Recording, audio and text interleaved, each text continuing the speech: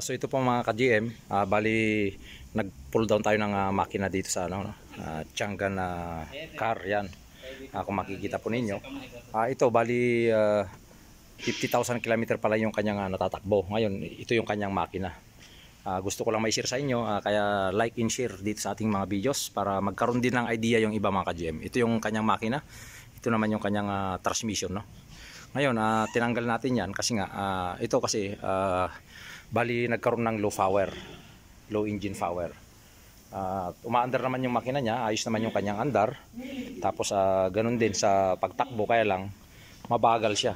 Tapos low power. Kaya pinull down natin mga ka-GM. Kasi ang nakita natin, no, ito para magkaroon din ng idea yung iba.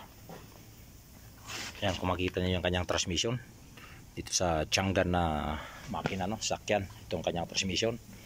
Ito, bali transmission filter to, nasa ibabaw. Yan, sa mga kapwa ko mekaniko at sa mga iba pang gustong matuto sa pagmimekaniko. Ngayon, ito yung ating nakita mga ka-GM. Kung mapapansin nyo, no, itong kanyang pinaka flywheel, kasi ito bali automatic ito mga ka-GM. Automatic transmission siya. Ngayon, kung makita niyo itong kanyang flywheel, no, bali ito yung tinatawag na dual mass flywheel sa transmission na to, no.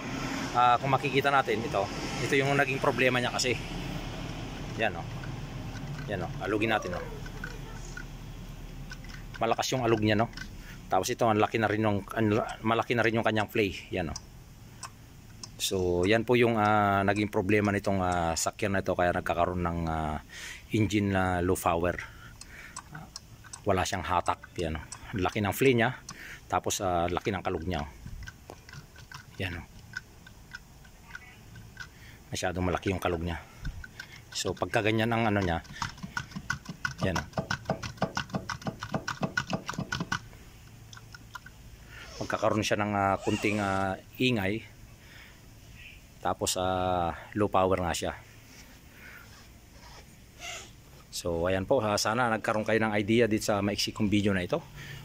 Paki-follow and like and subscribe yung ating channel. So yan, maraming salamat po. GM Autotech.